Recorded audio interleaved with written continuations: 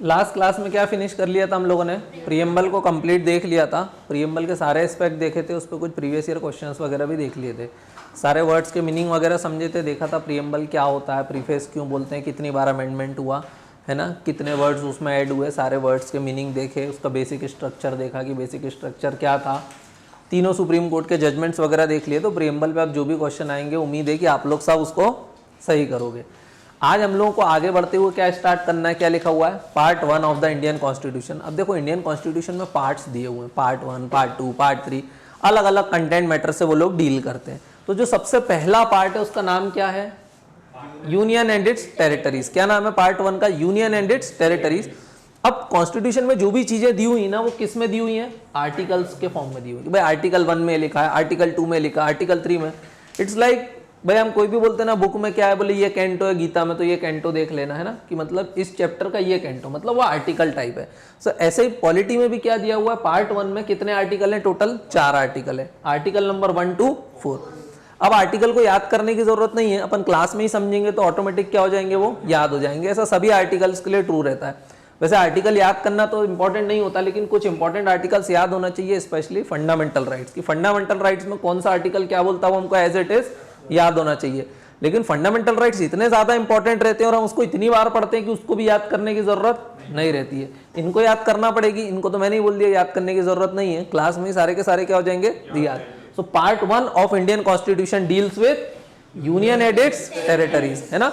So simple है, polity को पढ़ने का तरीका बड़ा सिंपल रहता है, सीधे आर्टिकल वाइज पढ़ना स्टार्ट कर दो। मेरा तो यही अप्रोच रहता, आर्टिकल 1, 2, 3, 4 वो क्या बोलता जाता, आप आर्टिकल को समझते जाओगे, कॉन्स्टिट्यूशन समझ में आता जाएगा 1 by 1। बीच में कोई ऐसी चीज दिखेगी तो अपन उसको क्या करेंगे, सेपरेटली डील कर लेंगे। तो सबसे पहले हम किससे शुरू करते हैं, आर्टिकल 1।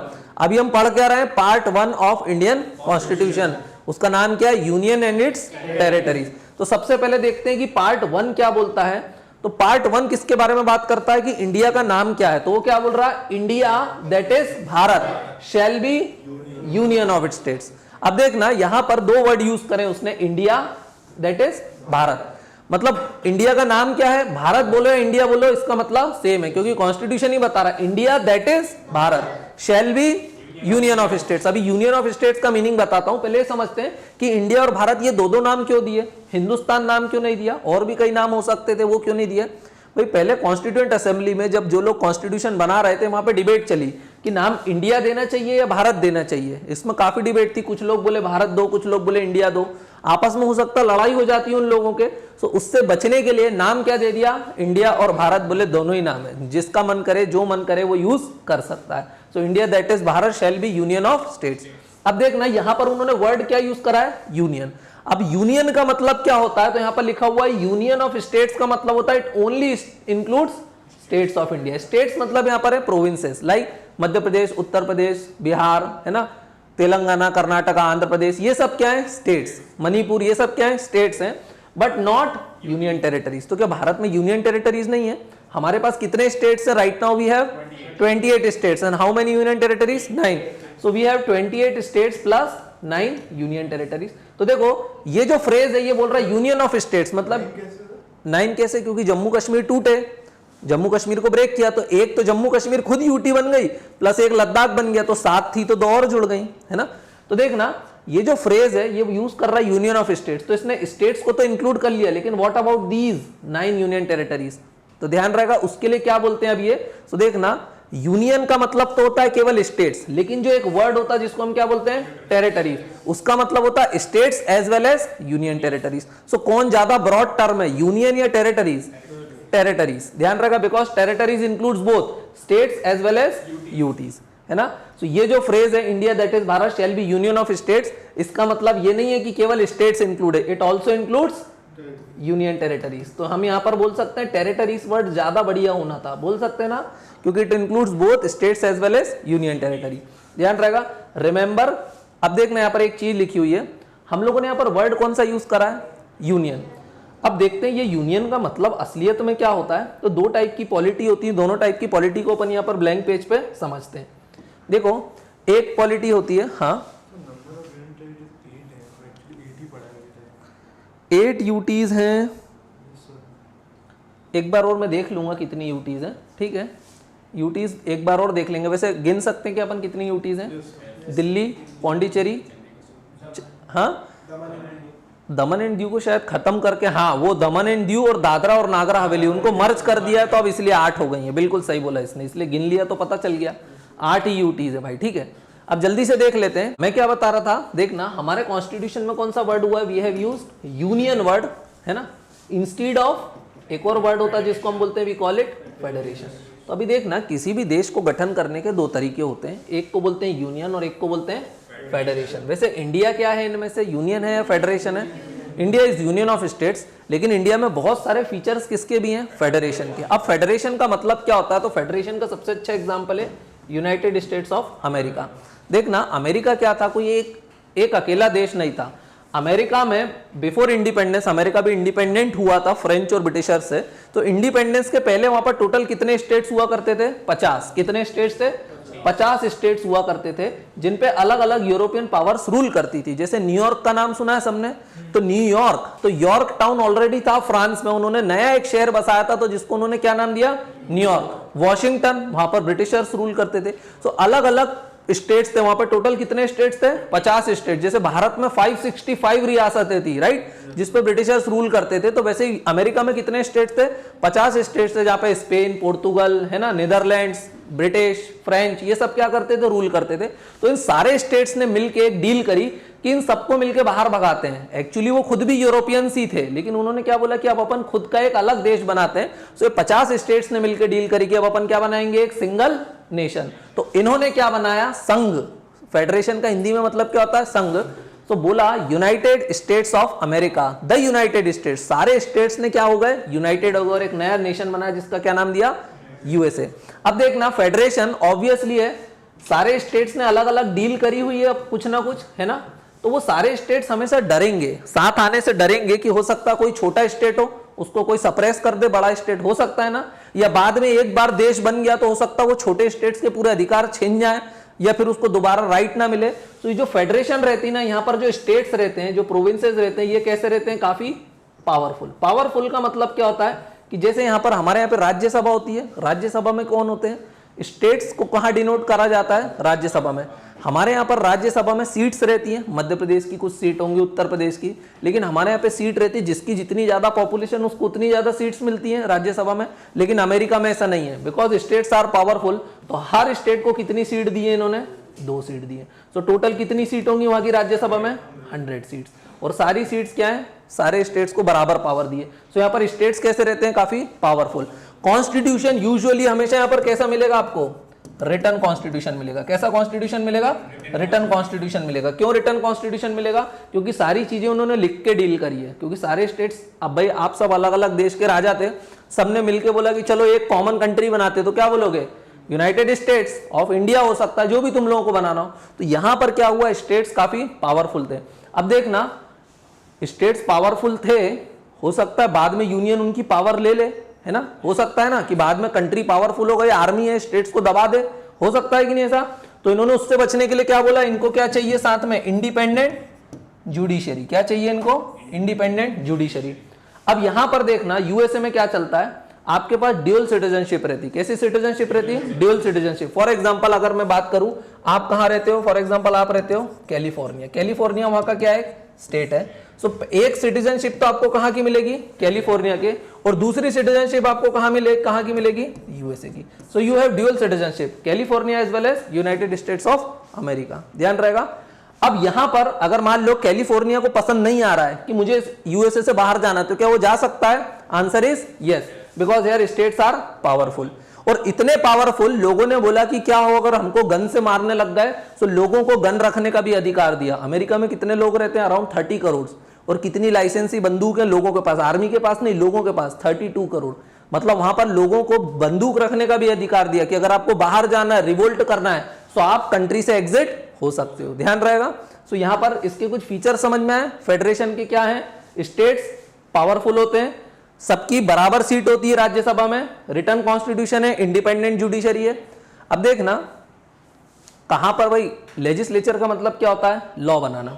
लॉ कौन बना सकता है? देखो, सेंटर लॉ बना सकती है, बोलो हाँ। हमारे यहाँ पार्लियामेंट मोदी जी लॉ बनाते हैं। स्टेट्स भी लॉ बना सकते हैं, बोलो हाँ। हाँ स्टेट्स भी लॉ बना सकते हैं। सो क्या है, कॉन्स्टिट्यूशन में हमारे यहाँ पर एक शेड्यूल है जिसको हम we call it 7th schedule. क्या बोलते हैं हम उसको? 7th schedule. 7th शेड्यूल में लिस्ट बना दी है। क्या बना दी है? लिस्ट बना दी है कि बोले 7th शेड्यूल में उन लोगों ने क्या किया है, लिस्ट बना दी है कि कौन से सब्जेक्ट पे कौन लॉ बनाएगा। समझ में आ रहा है कि जैसे अगर मैंने बोला एग्रीकल्चर, तो बोला एग्रीकल्चर किसका सब्जेक्ट है, तो बोला एग्रीकल्चर स्टेट सब्जेक्ट है, तो एग्रीकल्चर पे कौन लॉ बनाएगा? स्टेट। अगर मैंने बोला डिफेंस, डिफेंस कैसा सब्जेक्ट है, तो बोले वो कौन सी लिस्ट में आता है? सेंटर, तो वहां पर कौन लॉ बनाएगा? सेंटर। सो ऐसी 3 लिस्ट बनाई गई। कितनी लिस्ट? 3 लिस्ट बनाई गई। एक को बोला यूनियन लिस्ट। क्या बोला? Union list. एक को बोला स्टेट लिस्ट और तीसरी को बोला कॉनकरेंट लिस्ट। क्या बोला? कॉनकरेंट लिस्ट। तो देखो यूनियन लिस्ट के सब्जेक्ट्स में कौन लॉ बनाएगा? सेंटर।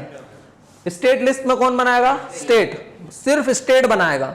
और कॉनकरेंट में कौन बनाएगा? दोनों बनाएंगे। लेकिन अगर कॉनकरेंट लिस्ट में कोई सब्जेक्ट था और अगर उस पे स्टेट ने लॉ बना दिया, क्योंकि वो बना सकता है, लेकिन अगर सेंटर ने भी लॉ बना दिया तो फिर किसका लॉ प्रिवेल करेगा? सेंटर का लॉ प्रिवेल करेगा और स्टेट का लॉ नेग्लिजिबल हो जाएगा। ध्यान रहेगा। अब देखना कॉन्स्टिट्यूशन तो कब बना था? 1950, 26 नवंबर 1949, ये 26 जनवरी 1950। उस समय क्या सारे सब्जेक्ट थे? फॉर एग्जांपल अगर मैं साइबर क्राइम की बात करूं तो उस समय साइबर क्राइम किसी को पता होगा क्या? नहीं। सो उसके बाद बोला कि भाई ऐसे सब्जेक्ट जो अभी हमको नहीं पता है, जो ना यूनियन में है, ना स्टेट में, ना कॉनकरेंट में, उनको कहां रखो? तो बोले उनको कहां रख दो आप? तो कहां रखो? रेसिडुअरी में। कहां रख दो? रेसिडुअरी। रेसिडुअरी मतलब जो बचे कुचे सारे सब्जेक्ट्स हैं। तो देखना अब यूएसए में कौन ज्यादा पावरफुल है? स्टेट्स। तो ज्यादातर सब्जेक्ट्स कहां रखे होंगे? स्टेट लिस्ट में। क्या वहां पर कॉन्करेंट लिस्ट में यूनियन ओवर पावर कर पाती होगी सेंटर को? नहीं। और वहां पर रेसिडुअरी सब्जेक्ट्स किसके पास होते होंगे? स्टेट्स के पास। लेकिन इंडिया तो किसका एग्जांपल है? यूनियन। इंडिया हमारा कहां बैठा हुआ? कॉन्स्टिट्यूशन ही क्या बोलता है? India that is Bharat shall be union of states. तो अब यूनियन का मतलब समझो, हमारे यहाँ पे कौन ज्यादा पावरफुल है? Centre is the more powerful. So हमारे यहाँ पे यूनियन लिस्ट में इंपॉर्टेंट सब्जेक्ट्स हैं, बोल सकते हैं डिफेंस, है ना, जो भी चीजें कम्युनिकेशन वगैरह, इंपॉर्टेंट सब्जेक्ट्स कहाँ है? Union list. स्टेट लिस्ट भी है लेकिन यूनियन लिस्ट में सारे इंपॉर्टेंट सब्जेक्ट्स हैं। कॉन्करेंट लिस्ट में दोनों लॉ बना सकते हैं, सेंटर भी और स्टेट भी। लेकिन अगर दोनों ने लॉ बना दिए तो किसका लॉ प्रिवेल करेगा? सेंटर का, because in India centre is more powerful. और रेसिडुअरी सब्जेक्ट जो उस समय नहीं थे वो किसको मिले होंगे? सेंटर को या स्टेट को? That belongs to centre in India. और ये कहां मिले होंगे? यूएसए में किसको मिले होंगे? स्टेट्स को, क्योंकि फेडरेशन में कौन इंपॉर्टेंट रहता है? स्टेट्स। ध्यान रहेगा।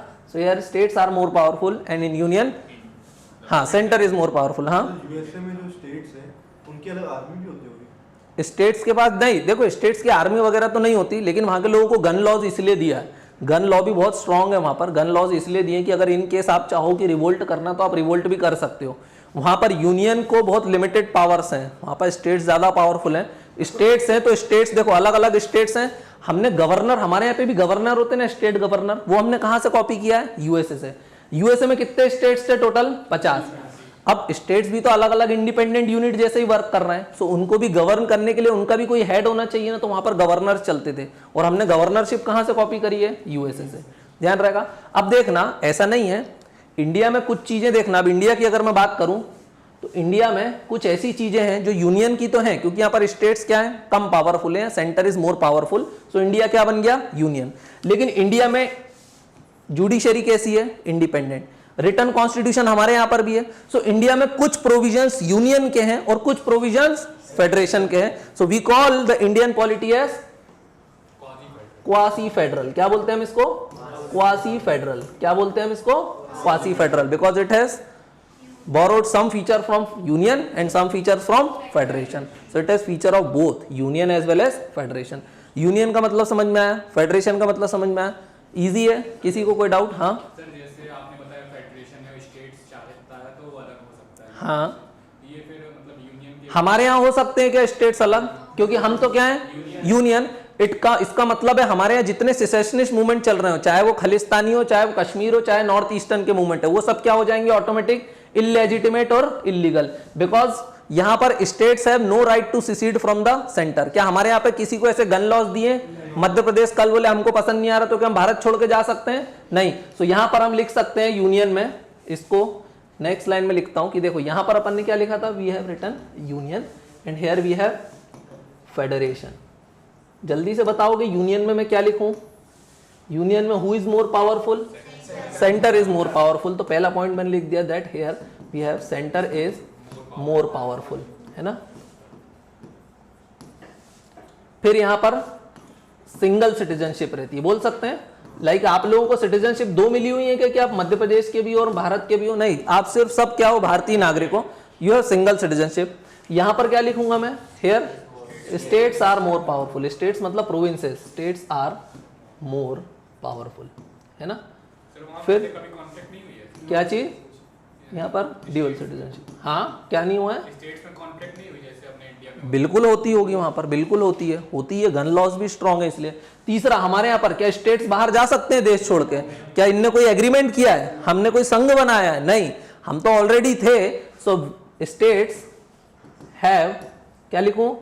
नो राइट टू सिसीड, मतलब अलग हो जाना, to secede from the union. क्या स्टेट्स अलग जा सकते हैं यूनियन को छोड़ के? Answer is no. Here states have right to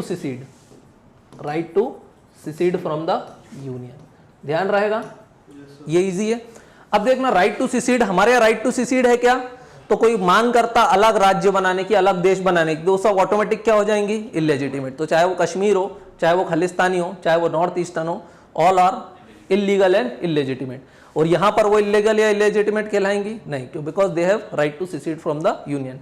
यहां पर रेसिडुअरी पावर्स किसको दी गई हैं?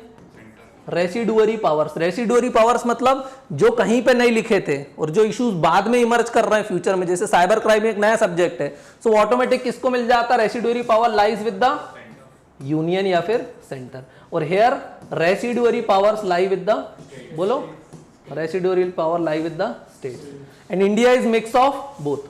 अब देखना यहां पर इसका एक फीचर और होता फेडरेशन का। क्या होती है यहां पर? इंडिपेंडेंट जुडिशरी होती है कि नहीं? यहां पर होती है इंडिपेंडेंट जुडिशरी। कॉन्स्टिट्यूशन कैसा होगा यहां पर? हमेशा ऑलवेज रिटन कॉन्स्टिट्यूशन। यहां पर इंडिपेंडेंट जुडिशरी होती है। ब्रिटेन के केस में may or may not have independent judiciary. Constitution written होता है क्या? Constitution may or may not be written. जैसे इंडिया के केस में कैसा कॉन्स्टिट्यूशन है? रिटन। ब्रिटेन के केस में कैसा है? अनरिटन। तो कैसा भी हो सकता है, ध्यान रहेगा। अब इंडिया दोनों का क्या है? मिक्स है। तो हम इंडिया को क्या बोलते हैं और इसके बीच में क्या आ जाता है? क्वासी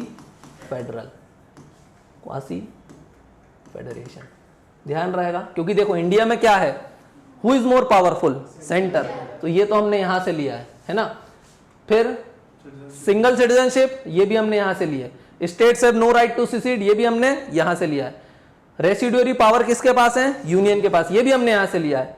हमारे पास इंडिपेंडेंट जुडिशरी है, वो तो इसमें लिखा may or may not. So we have independent judiciary, we have written constitution. तो यहां के तो बहुत सारे प्रावधान लिए हमने, लेकिन यहां के देखो कौन से लिए? स्टेट्स आर मोर पावरफुल, नहीं लिया। ड्यूअल सिटीजनशिप, नहीं ली।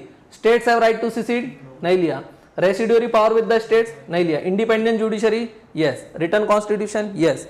राज्यसभा में इक्वल रिप्रेजेंटेशन, यहां पर क्या होता है? इक्वल रिप्रेजेंटेशन इन राज्यसभा या फिर जिसको हम बोलते हैं अपर हाउस। क्रैश कर रहा है यार ये, पर ये समझ में आ गया। यूनियन और फेडरेशन के बीच का डिफरेंस सभी को समझ में आ गया है ना। ठीक है, इसको बंद करके एक बार मैं चालू कर लेता हूं। यूनियन और फेडरेशन में सभी को डिफरेंस समझ में आया है ना। तो हमने यहाँ पर क्या लिखा? Territories of India includes both state as well as UTs. ध्यान रहेगा। और याद रखना है हमको कि जो वर्ड फेडरेशन है ये इंडिया के कॉन्स्टिट्यूशन में कहीं भी यूज नहीं हुआ है।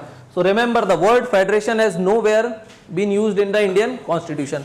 हमने वर्ड फेडरेशन को यूज क्यों नहीं किया? कारण क्या था? क्योंकि हमने क्या बनाना चाहा? भारत को यूनियन। लेकिन हमारे यहाँ पर कुछ फीचर तो फेडरेशन के भी थे, अमेरिका के जैसे। तो फिर हमने वर्ड यूनियन को ही क्यों प्राथमिकता दी? क्योंकि देखो उस समय देश नया नया बन रहा था। सो फेडरेशन वगैरह वर्ड ला सकते थे क्या? अदरवाइज स्टेट्स क्या करते? सिसीड हो जाते, क्योंकि जैसे तैसे तो सरदार वल्लभ भाई पटेल ने सबको साथ में लाया था, राइट। सो उस समय ये बाहर होने वाले तत्व ज्यादा थे, बोल सकते हैं ना। फिर सब क्या डिमांड करने लगते हैं? इंडिपेंडेंस। तो फिर कंट्री एक हो पाती क्या? यूनियन बन पाता क्या? एक राज्य हो पाता क्या? और अगर फेडरेशन लिख देते then states will have right to secede, बोल सकते हैं, बाहर जाने का अधिकार मिल जाता। तो फिर तो कहीं ना कहीं मूवमेंट चलाते ही रहते हैं। अब एक सवाल और आता है कि यूनियन टेरिटरीज, जैसे दिल्ली वाले बोलते हैं हमको स्टेट बना दो, स्टेट बना दो, तो यूनियन टेरिटरी क्यों बना के रखते हैं? वहाँ पर क्यों नहीं है स्टेट लेजिस्लेचर, चीफ मिनिस्टर वगैरह प्रॉपर क्यों नहीं बना देते हैं? यूनियन टेरिटरीज ऐसी लोकेशन होती है जो स्ट्रेटेजिकली इंपॉर्टेंट होती है। फॉर एग्जाम्पल अंडमान निकोबार, सबने देखा है कहाँ है? कंट्री से, मेन लैंड से काफी दूर है, इंडोनेशिया के ज्यादा पास है कंपेयर टू इंडिया, बोल सकते हैं। कल को मान लो वहां पर एक अपन ने आजाद सरकार बना दी, जैसे हमारे यहाँ मध्य प्रदेश में शिवराज सिंह की चल रही है, वहां पर अपन ने बना दी, तो हो सकता है बाद में वो पुलिस उलिस करके रिवोल्ट करके अलग हो जाए, या लक्षद्वीप में बना दी, हो सकता है ऐसा हो जाए, हो सकता है ना ऐसा। तो जो नई नई टेरिटरीज रहती हैं जो स्ट्रेटेजिकली इंपॉर्टेंट है, या फॉर एग्जांपल जैसे लेह लद्दाख हो गया, बॉर्डर एरियाज है ना, पहले हिमाचल भी यूटी हुआ करती थी, लेकिन बाद में समझ में आ गई ठीक है हिमाचल अब स्टेबल हो गया, तो उसको फिर क्या बना दिया? स्टेट। तो धीरे धीरे फिर क्या करते हैं, उनको स्टेटहुड की तरफ लेके जाते हैं। लेकिन सवाल उठता है कि दिल्ली को क्यों नहीं बनाया अभी तक? दिल्ली को स्टेट क्यों नहीं बनाया? वो तो स्टेट की मांग कर रहा है ना अरविंद केजरीवाल कब से, तो फिर स्टेट क्यों नहीं बना देते दिल्ली को? क्या रीजन है उसके पीछे? देखो, यूनियन टेरिटरी का मतलब उसको कौन कंट्रोल करेगा? सेंटर। उसके लिए सारे लॉ कौन बनाएगा? Parliament of India. और पार्लियामेंट में कौन चलता है? सेंटर। अगर दिल्ली को स्टेट बना दिया तो अब पूरी जमीन किसकी हो जाएगी? राज्य सरकार की। तो अगर केंद्र को कोई बिल्डिंग भी बनाना है तो उसको किससे परमिशन लेना पड़ेगी? राज्य सरकार से। तो फिर वो देगी क्या? नहीं। तो फिर ये क्या हो जाएंगे? इश्यूज क्रिएट हो जाएंगे। इसलिए दिल्ली को आज भी क्या बना के रखा है? यूटी बना के रखा है। ध्यान रहेगा, कैपिटल भी है वो, है ना।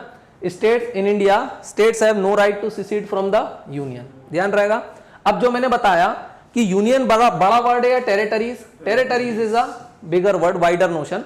सो territories includes what? Territories of states, सारे के सारे स्टेट्स आ जाते हैं, यूनियन टेरिटरीज आ जाती हैं, plus territories acquired by India.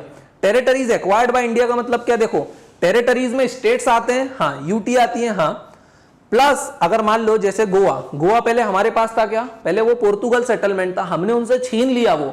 सो अगर उसको छीन लिया तो वो भी अब भारत का पार्ट बन गया। So it also includes territories acquired by India. जैसे फ्रेंच पौंडीचेरी, वो फ्रेंच सेटलमेंट था, उसको वापस लिया हमने, सो वो भी अब किसका पार्ट बन गया? इंडिया का। So territories include states, UTs plus territories acquired by India. अब देखना, ये जितनी भी चीजें हैं, स्टेट्स हैं, यूटी हैं, कितने स्टेट्स हैं? अभी जैसे तिलक ने मुझे करेक्ट किया, 28 स्टेट्स प्लस 8 यूटीज, क्योंकि दमन एंड दीव और नागरा हवेली क्या हो गए? मर्ज हो गए, तो वापस 8 हो गए। 9 थे पहले, वापस 8 हो गए। तो इन सबके नाम कहां दिए हुए हैं? तो इन सबके नाम कहां दिए हुए हैं? Schedule 1 of the Indian constitution. ध्यान रहेगा, कितने स्टेट्स हैं, कितनी यूटीज हैं, अगर ये एग्जैक्टली पता करना है तो आप इंडियन कॉन्स्टिट्यूशन का कौन सा शेड्यूल उठा लो? शेड्यूल 1। वहां पर क्या मिल जाएंगे आपको? Names of states, UTs plus territories acquired by union of India. Easy है। पहले आर्टिकल में किसी को डाउट है? पहला आर्टिकल क्या बोलता है? India that is Bharat shall be union of states. Union, federation, सब में दोनों में डिफरेंस भी बता दिया, है ना। अब दूसरा आर्टिकल क्या बोल रहा है, जल्दी से पढ़ो। Parliament can admit or establish new states. Parliament क्या कर सकता है? एडमिट कर सकता है, और स्टैब्लिश मतलब बना सकता है क्या? New states. What does it mean? तो कॉन्स्टिट्यूशन हमको सीधे सीधे बता रहा है, एक सिंपल बात बता रहा है कि who has the power to admit or establish a new state? The power is vested with the parliament of India. क्या सुप्रीम कोर्ट बना सकती है? नहीं। क्या स्टेट बना सकते हैं? नहीं। ये पावर एक्सक्लूसिवली किसको दी हुई है? Parliament of India. क्या मोदी जी खुद से बना सकते हैं? नहीं। The power lies with the parliament of India. Parliament में जिसकी मेजॉरिटी है उसको लोकसभा राज्यसभा दोनों से पास कराना पड़ेगा, प्रेसिडेंट की सिग्नेचर करवाना पड़ेंगे, तभी आप कोई भी नया स्टेट क्या कर सकते हो? एडमिट या फिर स्टैब्लिश। अब देखना, ये बात कर रहा है एडमिट और स्टैब्लिश, आगे क्या लिखा हुआ है? New states. What does new state mean? New state का मतलब क्या है? मतलब ऐसी territory that is not part of India, that is earlier not part of India. For example Goa, Pondicherry, क्या ये पहले भारत का हिस्सा थे? नहीं। सो पार्लियामेंट के पास पावर है नए स्टेट को बनाने की। नया स्टेट मतलब that were earlier not part of India, like we have admitted French settlement of Pondicherry, Portuguese settlement of Goa, Daman and Diu, Sikkim. तो ये सब हमने क्या किया है? जो पार्ट नहीं थे इंडिया का, और उनको क्या कर लिया है? एडमिट कर लिया है। सो ये पावर किसके पास है? पार्लियामेंट के पास है। ध्यान रहेगा। So constitution vest the power within the parliament for admission or establishment of new states. तो ये न्यू वर्ड को ध्यान रखोगे। तो ये देखना, ये बाहर के नए राज्य को मिलाने की बात कर रहा है। कौन? आर्टिकल 2। अब आर्टिकल 3 भी देख लें। आर्टिकल 3 क्या बोल रहा है? अब पार्लियामेंट के पास पावर है नया स्टेट बनाने की या एडमिट करने की, स्टैब्लिश करने की। अब पार्लियामेंट को एक और पावर दे रखी है, देखना, deals with the formation of new states. New states तो कर सकता है, alteration of boundaries, areas or name of existing states. अब पार्लियामेंट और क्या कर सकता है? नया स्टेट बनाने का तरीका, या तो हम जैसे गोवा को छीन के ले आए, पौंडीचेरी को लेके आ गए, ये नया स्टेट बन गया हमारे पास गोवा। दूसरा और तरीका भी है नया स्टेट बनाने का, मध्य प्रदेश से तोड़ के क्या बना दो? Chhattisgarh. So again this power also lies with the parliament of India. ये पावर भी किसके पास है? पार्लियामेंट के पास। सो पार्लियामेंट नए स्टेट दो तरीके से बना सकता है, या तो कोई बाहर की टेरिटरी को एक्वायर कर ले, या फिर इंटरनल रीएडजस्टमेंट कर दे। So article 3 talks about internal readjustment. ध्यान रहेगा, ये किसके बारे में बात करती है? Internal readjustment. मतलब ये एग्जिस्टिंग स्टेट्स में क्या करने की बात कर रही है? Changes. The states which are part of India, उसमें ये क्या कर रहा है? चेंज कर रहा है। जैसे किसको अलग किया? मध्य प्रदेश से किसको अलग किया? छत्तीसगढ़। बिहार से किसको अलग किया? झारखंड। ध्यान रहेगा, उत्तर प्रदेश से किसको अलग किया? उत्तराखंड, है ना? इजी है ये सारी चीजें। और किसको किससे अलग किया? पंजाब से किसको अलग किया? पंजाब, हरियाणा, और वहां पर एक यूटी भी बना दी गई, चंडीगढ़। तो बोले चंडीगढ़ को यूटी बनाने की क्या जरूरत थी? क्या वो लोग बाहर निकलने की कोशिश कर रहे थे? Answer is no. लेकिन पहले एक पेप्सू नाम का स्टेट हुआ करता था। क्या नाम था उसका? पेप्सू। उससे अलग बनाया पंजाब, और एक बनाया हरियाणा। जो पंजाबी स्पीकर थे उनके लिए बना दिया पंजाब, और हरियाणवियों के लिए, जाटों के लिए क्या बना दिया? हरियाणा। पर दोनों की कैपिटल उस समय कहां हुआ करती थी? चंडीगढ़ में। तो सवाल उठा कि अब चंडीगढ़ किसको मिलेगा? पंजाब को या हरियाणा को? सो क्या डिसाइड हुआ कि वो किसी को नहीं मिलेगा। पंजाब की भी कैपिटल क्या है? चंडीगढ़। हरियाणा की भी कैपिटल क्या है? चंडीगढ़। तो पंजाब और हरियाणा की तो कैपिटल बन गई, लेकिन जो खुद चंडीगढ़ के लोग हैं उनका क्या होगा? तो बोले उनकी भी कैपिटल है, वो यूटी भी बना दिया। सो एक ही बिल्डिंग है जिसको कैपिटल कॉम्प्लेक्स बोलते हैं, ली कोर्बुजियर ने उसको बनाया था। वहीं पे पंजाब सरकार भी बैठती है, बगल में हरियाणा सरकार भी बैठती है, और दिल्ली में पार्लियामेंट से चंडीगढ़ के लिए लॉ भी बनते हैं। तो चंडीगढ़ को क्यों बनाया यूटी? समझ में आया? यूटी हमेशा स्ट्रेटेजिकली इंपॉर्टेंट लोकेशन रहती है, बस ये ध्यान रखना है। तो चंडीगढ़ भी इंपॉर्टेंट है। क्यों? क्योंकि ये दोनों आपस में लड़े ना। जैसे अभी फिर सवाल उठ रहा था कि जैसे आंध्र प्रदेश से किसको अलग किया? Telangana. So again question arises, Hyderabad belongs to whom? लेकिन हैदराबाद अगर मैप में देखोगे तो तेलंगाना के बीचों बीच है, वो बोल सकते हैं हम। तो क्या वो हैदराबाद आंध्र प्रदेश को दे सकते थे? Answer is no. क्या वो बॉर्डर पे था? नहीं था। चंडीगढ़ तो ध्यान से देखो, दोनों की बॉर्डर पे, हरियाणा और पंजाब की बॉर्डर पे है चंडीगढ़। दिखाई दे रहा है मैप में सबको? हाँ। लेकिन क्या हैदराबाद बॉर्डर पे था? Answer is no. सो कुछ समय के लिए आंध्र प्रदेश को बोला कि आप कुछ समय के लिए अपनी राजधानी कहां से चला लो? हैदराबाद से, और धीरे धीरे अब आप अपनी नई कैपिटल डेवलप कर लो, दैट इज अमरावती। ध्यान रहेगा। सो आंध्र प्रदेश को वो फैसिलिटी नहीं मिली, अब वो अपनी नई कैपिटल बना के शिफ्ट हो गया है। इजी है ये सारी चीजें। तो देखना, आर्टिकल 3 किसके बारे में बात कर रहा है? Deals with the formation of new states, alteration of boundary, areas or the name of existing states. अब देखना पार्लियामेंट क्या कर सकता है, या तो किसी स्टेट को तोड़ सकता है ना, तो नया स्टेट बन जाएगा। जैसे मध्य प्रदेश को क्या तो करा? छत्तीसगढ़ से तोड़ दिया। या तो वो दो स्टेट्स को मर्ज करके नया स्टेट बना दे, बोले अब से महाराष्ट्र और मध्य प्रदेश एक ही स्टेट है, तो भी नया स्टेट बन जाएगा, है ना। तो ये क्या कर रहा है? या तो किसी पार्ट को या दो स्टेट को तोड़ के या उनको मर्ज करके नया स्टेट बना सकता है। ध्यान रहेगा। और ये कैसे करना पड़ेगा पार्लियामेंट को? By law. लॉ मतलब मन से करेगा क्या पार्लियामेंट? नहीं, पहले एक बिल पेश होगा, प्रस्ताव आएगा, और फिर क्या होगा? उस बिल को पास कराना पड़ेगा, लॉ बनेगा, उसके बाद ही ये सारी प्रोसेस हो पाएगी। सो क्या हो सकता है? देखो, form a new state by, नया स्टेट कैसे बन सकता है? या तो अब 2 या 2 से ज्यादा स्टेट्स को मर्ज कर दो। बोला कि चलो कर्नाटक, आंध्र प्रदेश, तेलंगाना, तीनों को मिला के एक ही स्टेट बना दो। ये हो सकता है? हाँ, हो सकता है। Separation of territory from any state, जैसे मध्य प्रदेश से छत्तीसगढ़ को अलग कर दिया, है ना। या फिर यूनाइटिंग, अब जरूरी नहीं है कि पूरे महाराष्ट्र और मध्य प्रदेश को जोड़ो, बोला महाराष्ट्र से कुछ टुकड़ा काट लो, मध्य प्रदेश से कुछ टुकड़ा काट लो और एक नया स्टेट बना दो, वो भी कर सकते हैं। So uniting existing territory to a part of any state. ध्यान रहेगा। अब पार्लियामेंट बाय लॉ क्या क्या कर सकती है? नया स्टेट बना सकती है। आंसर इज यस, हमने देख लिया बना सकती है, because this power lies with the parliament of India. Increase or decrease area of any state कर सकती है ना। अगर नया स्टेट बनेगा, मध्य प्रदेश का एरिया डिक्रीज हो गया, बोल सकते हैं, है ना। और अगर बड़ा स्टेट बनाती, मान लो मध्य प्रदेश छत्तीसगढ़ को दोबारा जोड़ दे, तो इंक्रीज भी हो जाएगा area. So parliament can increase or decrease area of state. Alter the boundary of state, boundaries में तो चेंजेस होंगे अगर ये सब काम होगा तो। Alter the name of any state, even नाम भी क्या हो सकती है? बदल सकती है। जैसे उत्तरांचल का नाम क्या कर दिया? उत्तराखंड। उड़ीसा का नाम क्या कर दिया? उड़ीसा। ध्यान रहेगा। अब जैसे वेस्ट बंगाल की चीफ मिनिस्टर क्या बोल रही कि उसका नाम आप वेस्ट बंगाल मत करो, उसका नाम क्या कर दो? बंगाल कर दो। लेकिन वो राज्य सरकार कर सकती है क्या? नहीं, that power lies with the parliament. ध्यान रहेगा। सो पार्लियामेंट कैसे कर सकती है सब कुछ? लॉ बना के। ध्यान रहेगा, इजी है। Article 2 talks about admitting new state that were not earlier part of India. Article 3 talks about internal readjustment, है ना। और ये सारी पावर किसको दे दी है? बोले पार्लियामेंट ऑफ इंडिया। अब पार्लियामेंट कैसे करेगी ये सारी चीजें? By law. लॉ बनाना पड़ेगा उसको। सो लॉ बनाने की कुछ प्रोसीजर है। सबसे पहले क्या है कि बिल पेश करना पड़ेगा। बिल मतलब कि भाई एक पार्लियामेंट के सामने, पार्लियामेंट मतलब क्या होते हैं? बहुत सारे मेंबर्स बैठते हैं जिनको हम मेंबर ऑफ पार्लियामेंट बोलते हैं, वही मिलकर डिसीजन लेते हैं। तो भाई मान लो मैं चाहता हूं कि वेस्ट बंगाल का नाम बदल के क्या हो जाए? बंगाल। तो मैं एक मेंबर हूं, तो मैं एक प्रस्ताव रखूंगा in the form of bill कि भाई मेरा प्रस्ताव है।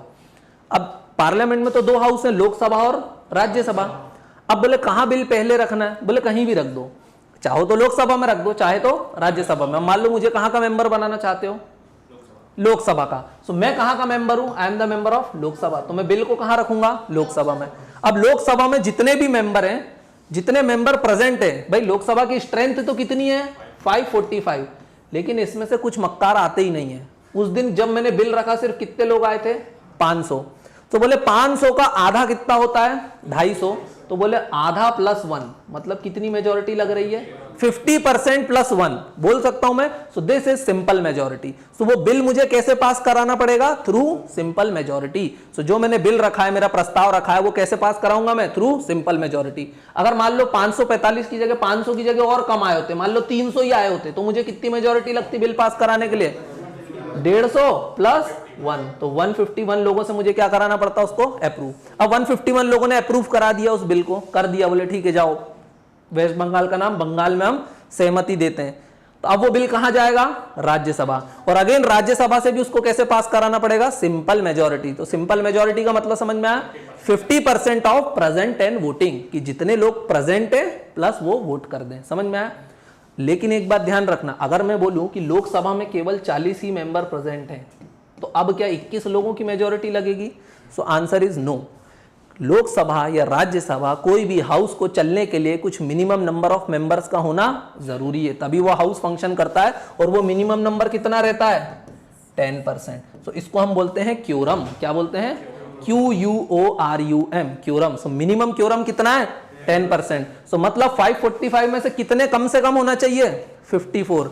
ध्यान रहेगा, मतलब कम से कम 55 से 60 लोग होना चाहिए, तभी लोकसभा फंक्शन कर पाएगा। इजी है। सो सिंपल मेजोरिटी का मतलब समझ में आया? Simple majority means 50% of the member present and voting, है ना। यही होता है। इसको मिटा दूं। सो अब अगर मुझे बिल लाना है, तो मैंने बताया कि बिल लाना है, तो बिल को मैं कहां इंट्रोड्यूस कर सकता हूं? लोकसभा या राज्यसभा? कहीं भी, जहां मेरा मन है ना। So such a bill can be introduce in any house of the parliament. Any house मतलब either it can be Lok Sabha or it can be Rajya Sabha.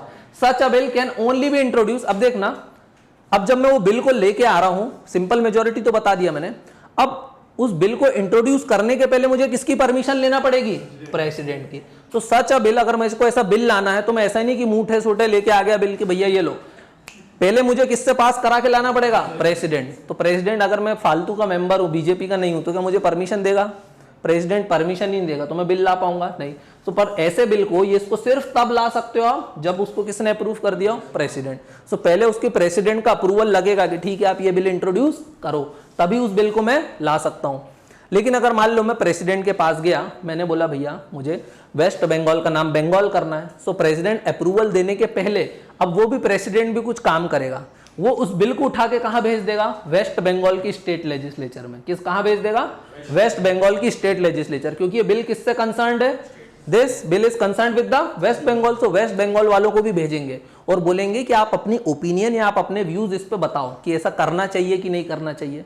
अब हो सकता है वेस्ट बंगाल वाले बोले कि अच्छा है, बीजेपी के एमपी ने बोला है बंगाल नाम, बोले बिल्कुल नहीं करना चाहिए। तो प्रेसिडेंट पे वो अपनी जो ओपिनियन भेजेंगे स्टेट वाले, क्या वो बाइंडिंग है? Answer is no. मान लो वेस्ट बंगाल सरकार को भेजा प्रेसिडेंट ने कि भाई आपका नाम हम बंगाल नहीं कर रहे हैं, आपका नाम हम क्या कर रहे हैं? उड़ीसा ही कर देने वाले हैं। वेस्ट बंगाल का नाम क्या कर रहे हैं? उड़ीसा करने वाले हैं। और प्रेसिडेंट ने वो बिल भेज दिया क्योंकि बोले मेंबर का आया था और अब मैंने आपके पास भेजा, आपके व्यूज बताओ। तो वेस्ट बंगाल वाली क्या बोलेगी? वो तो पागल हो जाएगी, पागल हो गया तू। तो वो बोलेगी नहीं करना। तो क्या ये प्रेसिडेंट पे उसकी बात बाइंडिंग है? Answer is no. प्रेसिडेंट चाहे तो उसकी बात माने, चाहे तो उसकी बात ना भी माने। अगर उसने मना करा मत करना तो भी बोलेगा ठीक है, हो गया, कर दे रहा हूं मैं, समझ गया मैं। और अगर मान लो वेस्ट बंगाल की चीफ मिनिस्टर को बिल भेजा और अगर मान लो कुछ बता ही नहीं रही, हाँ भी नहीं बोल रही, ना भी नहीं बोल रही, तब क्या माना जाएगा? तब ऐसा मान लिया जाएगा कि उसने अपने व्यूज दे दिए और फिर जो प्रेसिडेंट को सही लगेगा वो कर देगा। बस यही तो बात है भाई, कोई भी चीज आती है तो लोग अपने ओपिनियन दे पाए, व्यूज दे पाए, क्योंकि भाई स्टेट लेजिस्लेचर में एमएलए बैठते हैं। एमएलए को अगेन किसने चुना है? We the people. We the people are supreme. So people are supreme. तो पीपल की हर जगह क्या ली जाती है? ओपिनियन। ध्यान रहेगा, पार्लियामेंट में भी वी द पीपल ही वर्क करते हैं। मेंबर ऑफ पार्लियामेंट को किसने चुना है? हमने ही तो चुना है ना। सो हमारे मेंबर ऑफ पार्लियामेंट, हमारे एमएलए को क्या भेजते हैं? बिल की भैया आप अपनी ओपिनियन दे दो। अब स्टेट के पास क्या चॉइस थी? या तो वो बोल दे हाँ ठीक है ओके उड़ीसा कर दो नाम, या तो वो मना कर दे, या तो वो कोई डिसीजन ले ही ना। तो इन तीनों केस में कुछ भी करे तो ये इनकी क्या ओपिनियन या व्यूज प्रेसिडेंट पे बाइंडिंग है? Answer is no. So the views are not binding on president. So bill is sent to concern state legislature to express its views within specified period. ऐसा नहीं कि बोले unlimited time. President लिख के देगा कि भैया 14 दिन, 21 दिन, 25 दिन, इतने दिन में व्यूज दे ही देना। और अगर नहीं दिए तो it is deemed to be passed by state legislature. मान लिया जाता है कि उसने अपने व्यूज दे दिए, हो गया बस, बोले समझ गए। Opinion of state is not binding on the president. So president may or may not accept the opinion. उसने बोला भैया मत करो तो प्रेसिडेंट चाहे तो मान ले और चाहे तो मना कर दे। अब यहां प्रेसिडेंट क्या खुद से कोई भी डिसीजन ले रहा है? President is mayor a rubber stamp. सारे डिसीजन कौन ले रहा है इसके बैकएंड में? Council of minister headed by prime minister. तो असली डिसीजन कौन लेता है हमारे यहाँ पे? Prime minister, because prime minister is head of government, de facto ruler. Original ruler कौन है? Prime minister. नाम किसका आता है? प्रेसिडेंट। ध्यान रहेगा। फिर उसके बाद क्या करते हैं? जब सब हो गया, प्रेसिडेंट को बिल आ गया वापस, स्टेट ने अपने व्यूज वगैरह दे दिए, प्रेसिडेंट बोलेगा ठीक है अब आप इसको लोकसभा में रख दो। फिर उसको हम कहां रखेंगे? Put for voting. अगर उसको पास कर दिया किससे? सिंपल मेजोरिटी से, तो बिल क्या हो जाएगा? Deem to be passed by parliament. मतलब पहले लोकसभा से पास कराओ, फिर किससे पास कराओ? राज्यसभा से। दोनों ने पास कर दिया तो मान लिया जाएगा that bill is passed by parliament. और फिर उसके बाद उसको प्रेसिडेंट की एसेंट मिलेगी, मतलब उसको सील थप्पा लग जाएगा और बिल बिकम्स क्या बन जाएगा? एक्ट। मतलब फिर वेस्ट बंगाल का नाम क्या हो जाएगा? उड़ीसा। ध्यान रखोगे? पूरी प्रोसीजर समझ में आई? कैसे कर सकते हो चेंज? बड़ी इजी प्रोसीजर थी, फिर से देख लेना एक बार। अगर मुझे ये काम करना है, कौन सा? ये वाला काम है ना, deals with formation of new states, altering the boundaries, areas or name of existing state. Existing state में चेंज करना। अच्छा, अगर गोवा को अंदर मिलाना है तो मैं बिल किसको भेजूंगा? प्रेसिडेंट बिल किसको भेजेगा? किसी को भी नहीं, क्योंकि गोवा क्या पहले से हमारा पार्ट है, तो फिर किसी स्टेट को बिल भेजेंगे ही क्यों। लेकिन अगर एग्जिस्टिंग स्टेट में चेंज करना है तो ये प्रोसीजर है, ध्यान रहेगा, है ना। तो क्या प्रोसीजर है? सबसे पहले आप बिल लाओगे, है ना। सबसे पहले आप क्या लेकर आओगे? बिल। फिर such a bill can be introduce in any house, Lok Sabha में लाओ चाहे राज्यसभा में लाओ। पास किससे कराना? बोले सिंपल मेजोरिटी। कैसे आएगा वो बिल? कब आएगा? Only with the prior recommendation of president of India. ध्यान रहेगा। Bill is sent to concern state legislature to express its views. उसके views are not binding on the president, मतलब president may or may not accept the opinion of state legislature. और फिर bill को कहां रखा जाएगा? वोटिंग के लिए। आफ्टर वोटिंग अगर लोकसभा में पास हो गया तो वही की वही प्रोसीजर कहां दोहराएंगे? राज्यसभा में। और अगर वहां से भी पास हो गया तो बिल बिकम्स एन एक्ट। ध्यान रहेगा। इंट्रोड्यूस करवाएंगे फिर वो वोटिंग भी कराएंगे। अगर इंट्रोड्यूस ही करा, मान लो मैंने बिल रखा, प्रेसिडेंट ने तो इजाजत दे दी, लेकिन बाकी मेंबर एग्री नहीं कर रहे, तो क्या मेरे अकेले के बोलने से हो जाएगा? 50% प्लस 1 मेंबर जब तक प्रेजेंट एंड वोटिंग, ध्यान रखना, प्रेजेंट मतलब जितने उपस्थित हैं उनमें लोगों को वोट करना, जब तक वो इजाजत नहीं देंगे जब तक काम होगा क्या? नहीं। मान लो कांग्रेस का कोई आदमी ले आया, कांग्रेस के पास कितने एमएलए हैं, कितने एमपीज है, सॉरी 50 प्लस एमपीज है, बोल सकता हूँ 50 प्लस एमपीज है, वो ऐसा कोई बिल लेके आए, प्रेसिडेंट के पास गया, प्रेसिडेंट ने बोला ओके वोटिंग के लिए रख लो, तो क्या वो इसको पास करा पाएंगे? अगले दिन बीजेपी अपनी गैंग लेके घुस जाएगी, बोलेगा रखो बिल को वोटिंग के लिए, दनादन क्या करेंगे? अगेंस्ट में वोट कर देंगे, तो फिर बिल पास हो पाएगा? नहीं। बोले वेस्ट बंगाल का नाम उड़ीसा कैसे रख रहे हो तुम, उसका नाम मध्य प्रदेश रखो, बीजेपी वाले तो यही बोलेंगे, समझ गए। ममता बनर्जी इससे बहुत शायद जेलस महसूस करेंगी कि क्या तमाशे चल रहे, कोई बोल रहा उड़ीसा, कोई बोल रहा मध्य प्रदेश, लेकिन उनके views are not binding on the president. वो बेचारी कुछ नहीं कर सकती इस मामले में, ध्यान रहेगा। जैसे मायावती की जब सरकार थी तो उत्तर प्रदेश को उन्होंने बोला कि अब हम 3 पार्ट में डिवाइड कर देंगे, है ना, समझ में आया। तो क्या उनके बोलने से कुछ होता है? नहीं। या वेस्ट बंगाल की चीफ मिनिस्टर ने एक रिजोल्यूशन पास कर दिया कि वेस्ट बंगाल का नाम क्या हो गया है? बंगाल। तो उनके रिजोल्यूशन पास करने से कुछ होगा? उन्होंने तो संकल्प ले लिया कि इसका नाम बंगाल हो गया। तुम्हारे संकल्प लेने से क्या? तुम्हारा संकल्प अपने पास रखो। जब तक पार्लियामेंट संकल्प नहीं लेगा, जब तक कोई भी काम हो पाएगा नहीं हो पाएगा। ध्यान रखा, जब तक पार्लियामेंट बिल पास नहीं करेगा, जब तक कोई काम नहीं होगा, because the power lies with parliament of India. अब ध्यान रखना, आर्टिकल 3 जो इंटरनल रीएडजस्टमेंट की बात कर रहा है, मतलब एग्जिस्टिंग स्टेट के नाम को, एरिया को, बाउंड्री को चेंज करने की बात कर रहा है। सो उसके लिए कुछ ये चीजें ध्यान रखोगे। तो प्रेसिडेंट के ऊपर वो एडवाइस बाइंडिंग रहती है क्या? So advice tendered by state legislature is not binding on the president. ध्यान रहेगा। अगर मान लो यूटी को कुछ बदलाव करना है, जैसे हिमाचल प्रदेश पहले यूनियन टेरिटरी थी, उसको बाद में स्टेट बनाया, तो वहां पर किसी के व्यूज मांगेंगे क्या? भाई वो तो स्टेट है ही नहीं, उसके लिए तो ऑलरेडी लॉ, यूटी के लिए तो पार्लियामेंट ही बनाती है। सो पार्लियामेंट अपने आप से थोड़ी व्यू मांगेगी जब डिसीजन ही पार्लियामेंट ले रही। So in case of union territory no reference need to be made to concern legislature. फिर वहां पर किसी को भी बिल भेजेंगे क्या? नहीं। Means parliament can itself take any step. इसमें तो प्रेसिडेंट बस लेंगे। इसमें तो देखो यूटी है, यूटी में आप यूटी के लिए लॉ कौन बनाता है? पार्लियामेंट। तो आप व्यूज के लिए कहां भेजोगे? पार्लियामेंट भेजोगे क्या? अरे पार्लियामेंट ही तो सारे काम करने वाली है, तो फिर पार्लियामेंट अपने व्यूज क्यों देगी? वो तो बिल के माध्यम से ही अपने व्यूज देगी ना। सो अगर यूटी है तो किसी स्टेट को बिल भेजने की जरूरत नहीं है, प्रेसिडेंट से परमिशन लेनी पड़ेगी बस। लेकिन हाँ, प्रेसिडेंट की परमिशन लेना पड़ेगी, क्योंकि क्या लिखा है? Bill can be introduce only with the recommendation of, prior recommendation of president, है ना। और before recommending the bill, president has to refer the bill to the state legislature in case of existing states. और अगर UT है तो जरूरत नहीं है।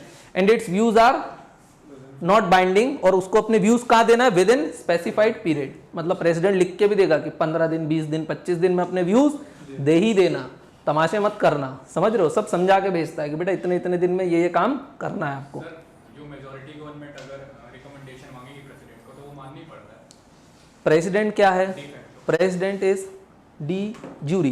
D jure means nominal head. वो किस पे वर्क करता है? On the works on the advice of council of minister headed by prime minister, and the advice tendered by council of minister is binding on the president. ये भी constitution में लिखा है। मतलब ऐसा नहीं कि मोदी जी प्रेसिडेंट को बोल रहे हैं कि आप ये कर दो और वो बोल रहा है मैं कर ही नहीं रहा हूं, क्योंकि कॉन्स्टिट्यूशन में ये भी लिखा है that the advice tendered by council of minister headed by prime minister is binding on the president. तो प्रेसिडेंट को जो बोला है वो उसको करना ही पड़ेगा, ये उसकी कॉन्स्टिट्यूशनल ड्यूटी है। ध्यान रहेगा। तो प्रेसिडेंट मना कर सकता है? Answer is no. कांग्रेस वालों को मना कर देगा, क्योंकि council of minister headed by prime minister, वो उसको कभी भी कांग्रेस के फेवर में कोई डिसीजन लेने देंगे? पॉसिबल ही नहीं है। सो फिर इसलिए चाहे प्रणब मुखर्जी हो, चाहे बीजेपी वाला प्रेसिडेंट हो, प्रेसिडेंट कभी देखा बाधा बनता है क्या कोई चीज में? नहीं।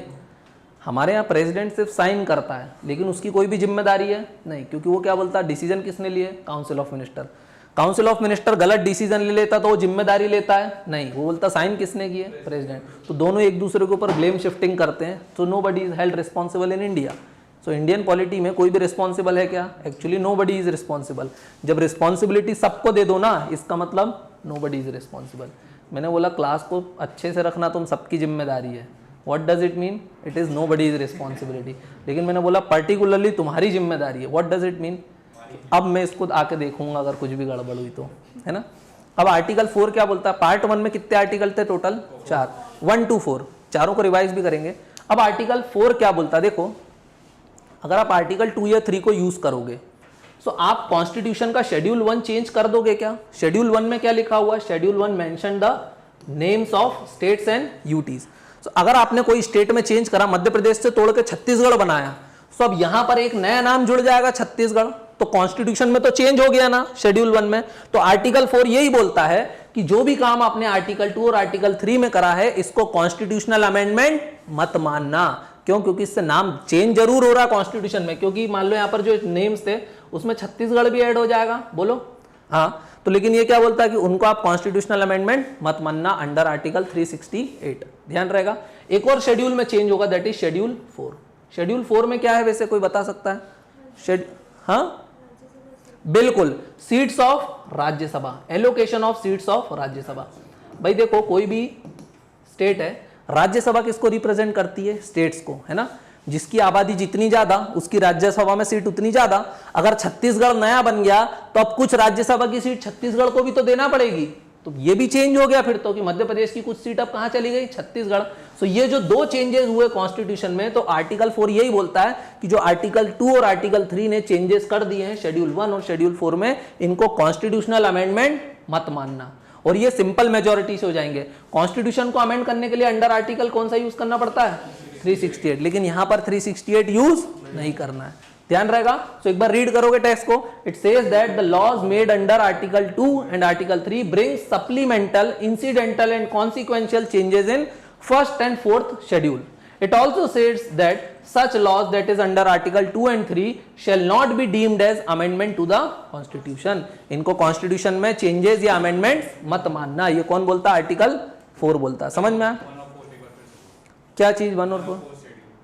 शेड्यूल 1 क्या बोलता है, schedule 1 mention the names of states and UTs. भाई हमारे यहाँ कितने स्टेट, इनका नाम भी तो लिखे होंगे ना कॉन्स्टिट्यूशन में, तो कहाँ लिखे हैं, शेड्यूल 1 में।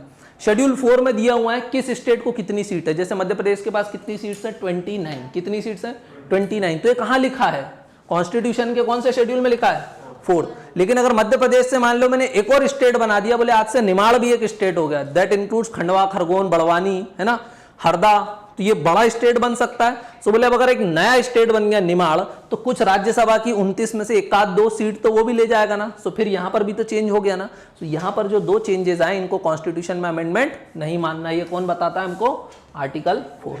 ध्यान रहेगा, इससे कुछ चेंजेस आते हैं, कॉन्सिक्वेंशियल, सप्लीमेंटल एंड इंसिडेंटल, किस शेड्यूल में, फर्स्ट एंड फोर्थ। ध्यान रहेगा, है ना।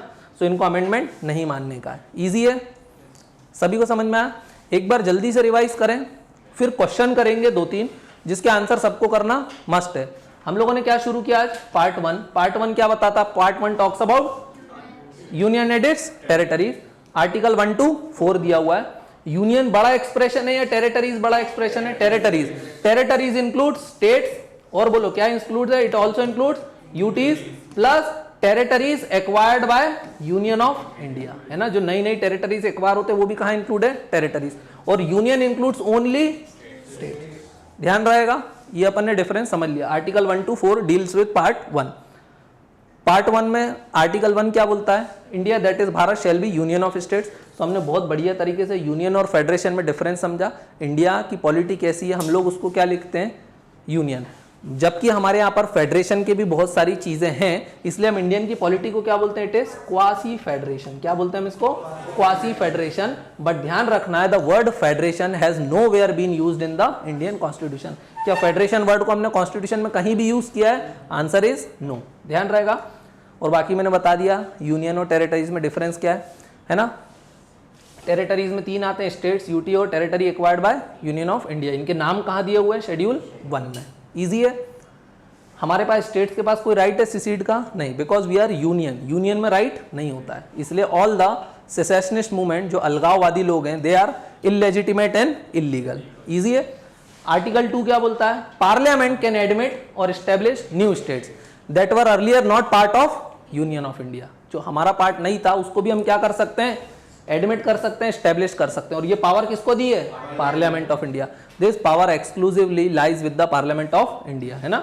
So constitution vest the power with parliament for admission or establishment of new state, है ना। इससे हमने पौंडीचेरी, गोवा, दमन एंड दीव और सिक्किम को एडमिट किया है। आर्टिकल 3 किसकी बात करता है, इंटरनल रीएडजस्टमेंट, कि अब जो एग्जिस्टिंग स्टेट है उससे भी आप क्या कर सकते हो, चेंजेस कर सकते हो। या तो 2 या 2 से ज्यादा स्टेट को मिला के कोई नया स्टेट बना दो, या किसी स्टेट से टेरिटरी लेके नया स्टेट बना दो, किसी स्टेट का नाम चेंज कर दो, है ना, या किसी 2 स्टेट से थोड़ा थोड़ा पार्ट लेके एक नया स्टेट बना दो। तो ये सारी चीजें कौन कर सकता है, अगेन पार्लियामेंट। लेकिन ये सारी चीजें करने के लिए पार्लियामेंट को क्या बनाना पड़ेगा, लॉ बनाना पड़ेगा। लॉ बनाने की प्रोसीजर हमने देख ली कि प्रोसीजर बिल की कैसे, पहले बिल लाएंगे, बिल कब आएगा, with the prior recommendation of president, और प्रेसिडेंट बिल को हाउस में भेजने के पहले स्टेट में भेजेगा फॉर इट्स ओपिनियन और व्यूज, और उसके व्यूज बाइंडिंग नहीं रहेंगे, the views are not binding on the president. उसके बाद वो हाउस जो बिल है उसको कहाँ, हाउस में टेबल करेंगे, और किससे पास कराना पड़ेगा, सिंपल मेजोरिटी, मतलब 50% + 1 ऑफ प्रेजेंट एंड वोटिंग। ध्यान रहेगा। और फिर वही प्रोसीजर या तो किसी भी हाउस में ले आओ, लोकसभा में ले आओ या राज्यसभा में ले आओ, दोनों हाउस से पास कराओ तो बिल क्या बन जाएगा, एक्ट बन जाएगा, और आपका नए स्टेट में जो भी चेंजेस करना है वो हो जाएंगे। इजी है। और ये चीजें याद रखोगे, प्रेसिडेंट पे एडवाइस बाइंडिंग नहीं है, यूनियन टेरिटरी के लिए किसी को बिल भेजने की जरूरत नहीं है व्यूज के लिए, prior recommendation of president is necessary for introduction of bill, ध्यान रहेगा। और बिल को पहले कहां भेजेगा president, state legislature for its views, है ना। फिर अपन ने आर्टिकल 4 देखा, वो क्या बोलता है कि जो भी चेंजेस आर्टिकल 2 और आर्टिकल 3 कॉन्स्टिट्यूशन में लाएंगे उनको कॉन्स्टिट्यूशनल अमेंडमेंट नहीं मानेंगे अंडर आर्टिकल 368, है ना। और वो कहां चेंजेस लाएंगे, शेड्यूल 1 और शेड्यूल 4 में। Schedule 1 talks about names of state and UTs और schedule 4 allocation of seats in Rajya Sabha, ध्यान रहेगा। ये सभी को समझ में आ गया। अब जल्दी से कुछ क्या देख लेते हैं अपन क्वेश्चन, बाकी कल नया टॉपिक कौन सा स्टार्ट करेंगे, organisation and development of states and India. तो पहले कुछ क्वेश्चन देख लेते हैं। चलो पहला क्वेश्चन ये रहा स्क्रीन के ऊपर, जल्दी से इसका आंसर करो।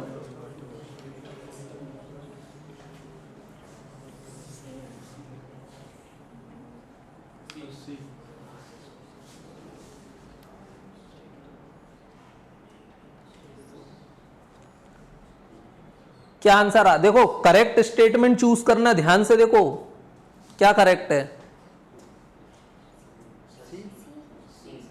सी। देखना स्टेटमेंट तो चारों करेक्ट दिए हुए हैं, कोई भी इनकरेक्ट है क्या, लेकिन वो क्या पूछ रहा था, first article of Indian constitution that is article 1। Article 1 क्या बोलता है, India that is Bharat shall be union of states, तो describe India as union of states, तो ये आंसर है। वैसे देखो स्टेटमेंट 1 करेक्ट है, लेकिन क्या वो आर्टिकल 1 बताता है हमको, president is the head of Indian state, president is the head of Indian state, लेकिन ये आर्टिकल 1 नहीं बोलता है। People are source of power of Indian constitution, ये तो प्रीएम्बल ने बताया था, आर्टिकल 1 ने नहीं बताया। India is a parliamentary democracy, ये भी है, बात सही है, लेकिन आर्टिकल 1 ने नहीं बताया, तो ध्यान रहेगा। सो आर्टिकल 1 ने क्या बताया, India that is Bharat shall be union of states.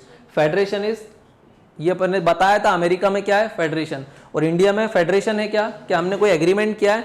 So Indian union is not the result of agreement among the states, वही बात यहाँ पर लिखी है। And states have no right to secede from the union. According to article 1 territories of India can be classified into territories of states UT and territories acquired by union of India, है ना। Schedule 1 में क्या दिया हुआ है, names of states and UT and there territorial extent, है ना। Territories wider expression है देन यूनियन, क्योंकि यूनियन में क्या आते हैं सिर्फ स्टेट्स, और टेरिटरीज में तीनों आती हैं, ध्यान रहेगा। यहां पर मैंने दिया हुआ है आर्टिकल 1 2 3 4 सारे दिए हुए हैं, है ना।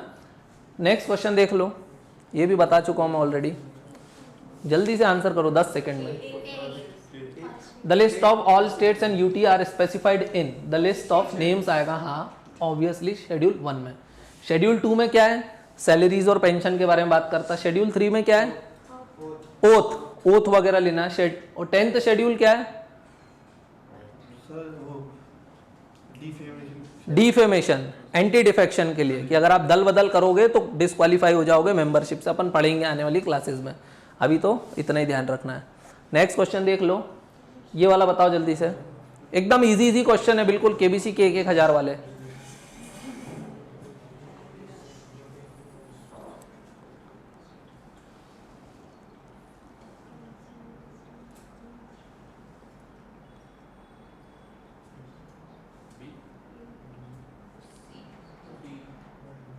क्या आ रहा है, जल्दी जल्दी पढ़ो यार।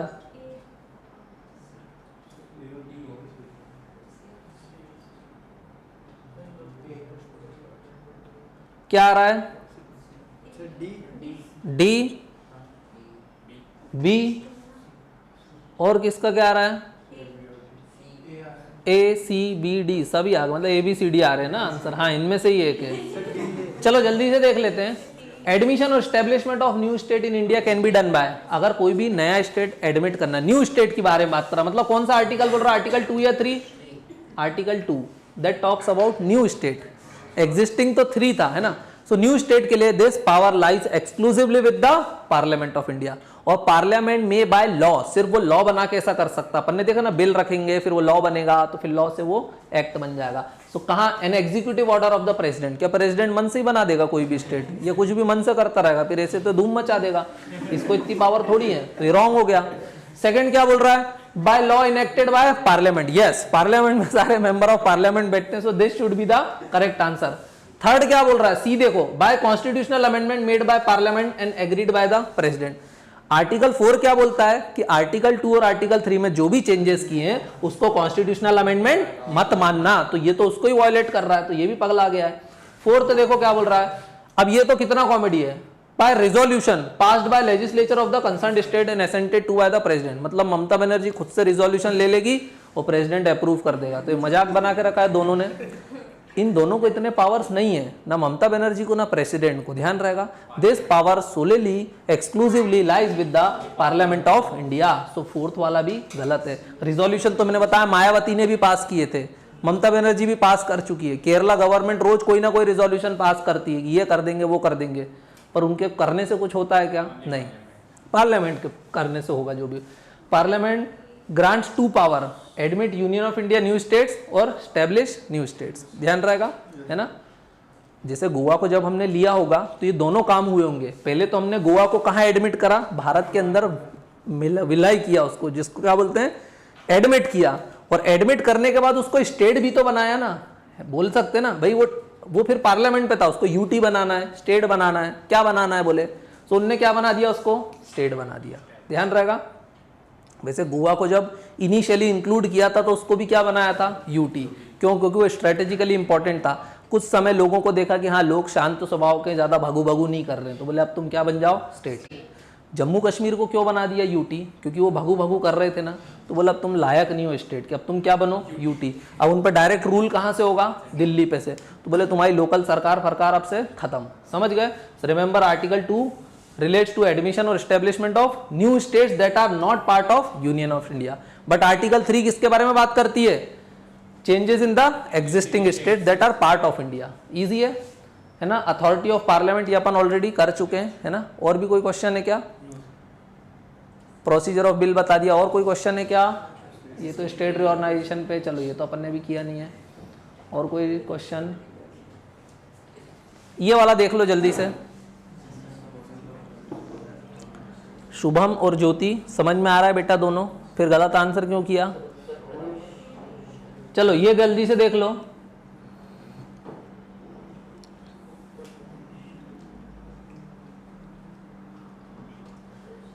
इंग्लिश समझ में आ रही है सबको, क्वेश्चन पढ़ने में तो कोई डिफिकल्टी नहीं है।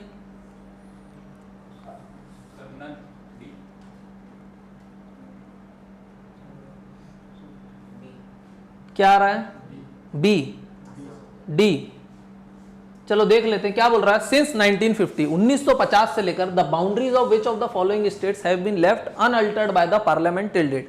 बोल रहा है कि 1950 से लेकर अभी तक इनमें से कौन से स्टेट की बाउंड्री को अभी तक चेंज नहीं किया है, मतलब लेफ्ट अनअल्टर्ड, अभी तक डिस्टर्ब नहीं किया, चेंजेस उसमें नहीं किए। आसाम में किए हैं क्या, पहले जितने नॉर्थ ईस्टर्न स्टेट्स है ना, जिनको 7 sisters plus Sikkim, total 8 states को बोलते हैं 7 सिस्टर्स, वो सब कहाँ से निकले हैं, सब बच्चे यहीं से निकले हैं वो। तो आसाम में चेंजेस किए, आसाम में तो बहुत ज्यादा चेंजेस किए, तो आसाम तो हो ही नहीं सकता।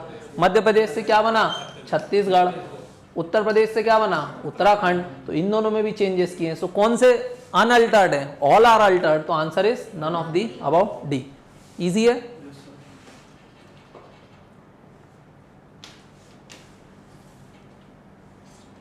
चलो ये अपन बाद में स्टेट रिऑर्गेनाइजेशन में करेंगे, है ना। और कोई क्वेश्चन भी है क्या, ये वाला देख लो, इजी है।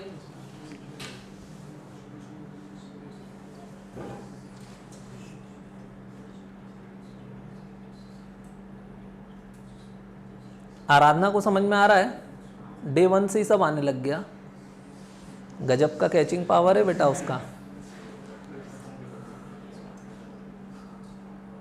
सोक्रेट्स ने क्या बताया था यश, all knowledge is within you, तो सब नॉलेज उसके अंदर ही है। डायलॉग से बाहर आ रहा है, क्वेश्चन आंसर भी चल रहे हैं, सो knowledge is now coming out.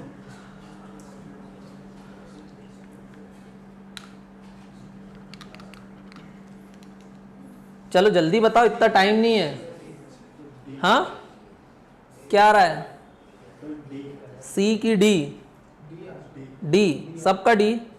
चलो देख लेते हैं।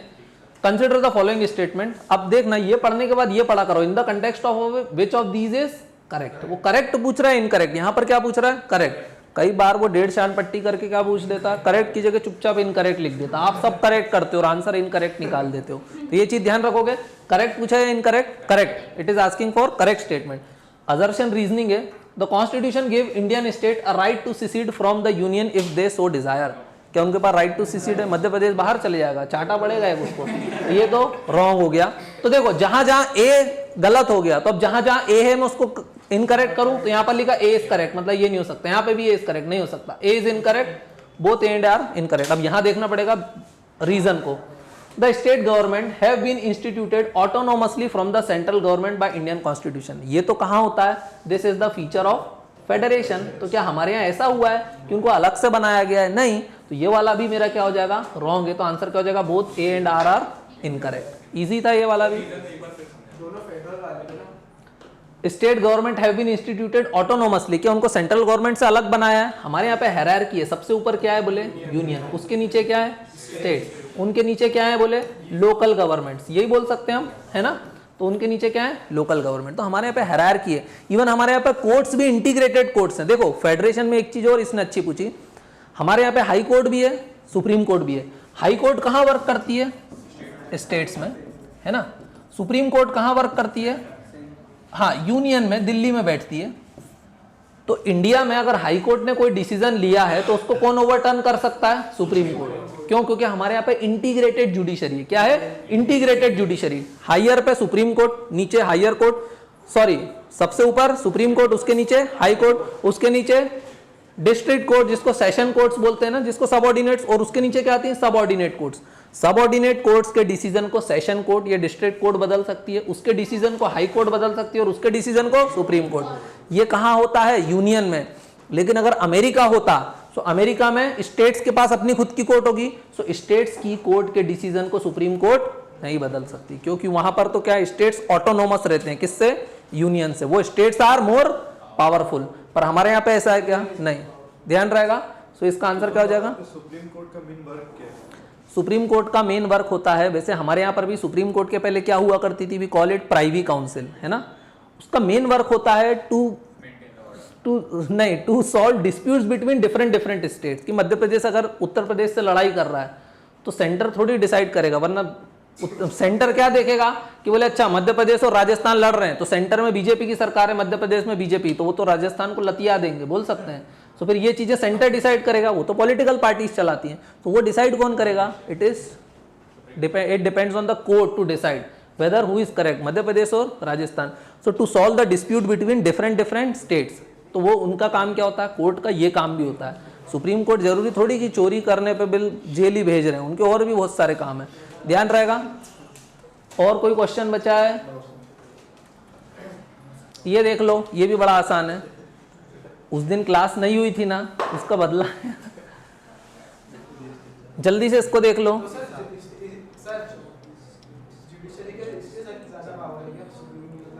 बिल्कुल, हमारे यहाँ पे जुडिशरी भी इंपॉर्टेंट है। 3 ऑर्गन्स ऑफ गवर्नमेंट होते हैं, क्या? Executive, legislature and judiciary.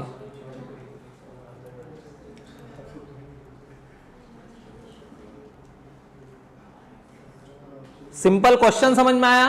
क्या पूछ रहा? क्वेश्चन बोल रहा है कि ये जो स्टेट हैं ये रीनेम्ड वर्जन है क्या? इनका पहले नाम कुछ और हुआ करता था क्या? बस इतनी से बात पूछ रहा है। इनका आंसर क्या है? जल्दी से देख लेते हैं। Which of the states are renamed version of their predecessor? Karnataka का पहले नाम क्या हुआ करता था?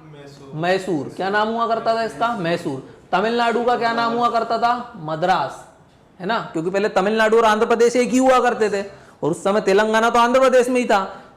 तेलंगाना, आंध्र प्रदेश, तमिलनाडु पहले क्या नाम से जाने जाते थे? मद्रास। मध्य प्रदेश का क्या नाम था? मध्य प्रदेश ही नाम था इसका, क्योंकि 1956 में, कब बने थे? 1956 में। मध्य प्रदेश तो मध्य प्रदेश ही था। उड़ीसा का नाम क्या है? उड़ीसा। इसका भी चेंज हो गया, डी कर दिया री की जगह, तो इसका नाम बदला, इसका नाम बदला, इसका नाम बदला। So 1, 2 and 4 should be there. So answer is A. Madhya Pradesh तो शुरू से मध्य प्रदेश ही है अपना, है ना? छत्तीसगढ़ का नाम बदला क्या?